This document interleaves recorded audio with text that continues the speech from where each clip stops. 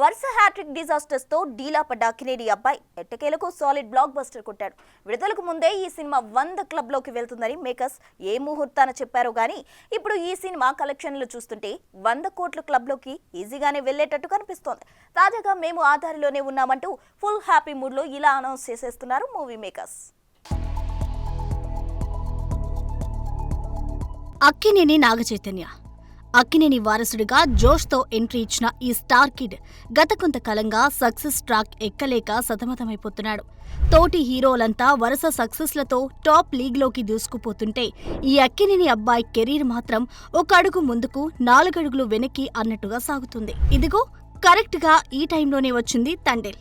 ఎన్నో ఎఫర్ట్స్తో భారీ బడ్జెట్తో తెరమీదకి వచ్చిన ఈ సినిమా ఇప్పుడు బాక్స్ ఆఫీస్ ని దుల్లగొట్టేస్తూ చైతూ లైఫ్ లోకి హ్యాపీ మూడ్ తీసుకొచ్చింది. ఇక విడుదలైన 4 రోజుల్లో ఈ చిత్రం ఏకంగా 73.20 కోట్ల గ్రాస్ వసూళ్లను సాధించడం చైతూ కెరీర్ కి ఒక పెద్ద బూస్టప్ అనే చెప్పాలి.